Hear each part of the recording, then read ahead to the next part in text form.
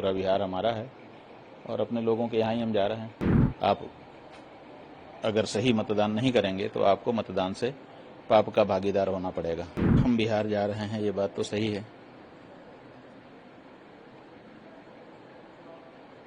और वहाँ पर अपना धर्म का जो उपदेश है, जो हमारा काम है, वो करेंगे। तैयारी की जहाँ तक बात है तो हमारा कोई राजनीतिक दल नहीं है और हमारी कोई राजनीति नहीं है, इसलिए कोई विशेष तैयारी हमारी नहीं है। हाँ, पूरा बिहार हमारा है और अपने लोगों के यहाँ ही हम जा रहे हैं। चर्चा करेंगे, संवाद स्थापित करेंगे। चुनाव को लेकर प्रत्याशी? हाँ जी, चुनाव को लेकर ही जा रहे हैं। चुनाव होने वाला है बिहार में विधानसभा का। जो वहाँ पर गोप्रेमी हैं, सनातनी हैं, धार्मिक लोग हैं, उनको बताना चाहते हैं कि आप जो मतदान करते हैं उस मतदान से भी आपको पाप लगता है। आप अगर सही मतदान नहीं करेंगे तो आपको मतदान से पाप का भागीदार होना पड़ेगा। इसलिए पाप से बचिए और ऐसा मतदान करिए कि मतदान भी पुण्य का कार्य हो जाए। देखिए, कांग्रेस, भाजपा और दूसरी पार्टियां अपने अपने ढंग से अपनी अपनी बात कह रही हैं। हमारा तो ये कहना है कि जो मूल बात है इस भारत देश की, जिससे संविधान में भी कहा गया, संविधान के निर्माण के समय भी जिसके बारे में लंबी बहस हुई, आज़ादी के पहले हर नेता ने जिस बारे में हमको वचन दिया था, आज़ादी के बाद जिसके लिए केंद्रीय समिति बनाई गई, उस गौरक्षा की बात कहाँ है?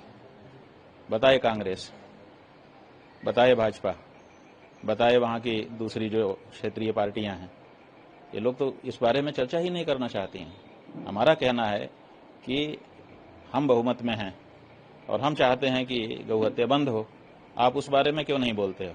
आप नए नए मुद्दे लेकर के आ जाते हो। चोरी हो रही है, चोरी हो रही है तो आप बचाइए ना।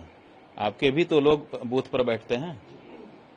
जब चुनाव होता है तो बूथ के बाहर तख्त लगा करके, स्टाल लगा करके हर पार्टी के लोग बैठते हैं, अपने अपने लोगों की पर्ची बनाते हैं।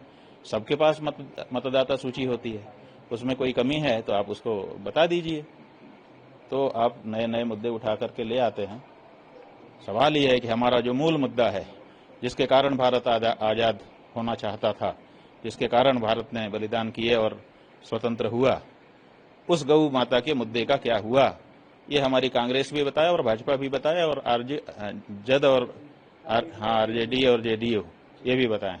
हम हर पार्टी से पूछ रहे हैं कि हमारे मूल मुद्दे का क्या हुआ, उस बारे में आप चर्चा करिए, बाकी बातें बाद में होंगी।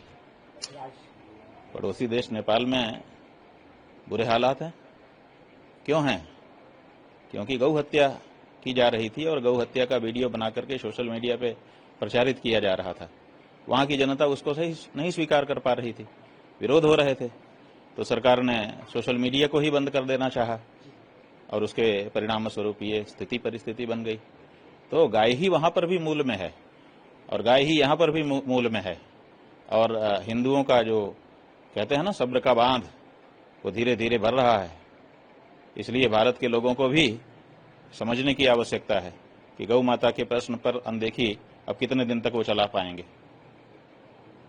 ये नहीं चलने वाला है।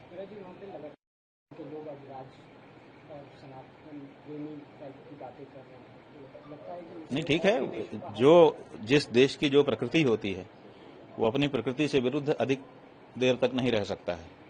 तो प्रकृति है हमारी, भारत नेपाल दोनों की ये प्रकृति है कि हम सनातनी प्रकृति वाले लोग हैं। इसलिए सनातन के विरुद्ध जैसे ही जैसे काम होगा, थोड़ी देर के लिए भले हम स्वीकार कर लें, लेकिन लंबे समय तक उसको आत्मसात किए रह नहीं सकते हैं। इसलिए अपनी प्रकृति के अनुसार ही हमको होना पड़ेगा। भारत भी अब इसी तरह की अंगड़ाई ले रहा है। अगर इन नेताओं ने समय रहते भारत की जनता की मूल भावना को नहीं सुना तो यहाँ पर भी विद्रोह होगा।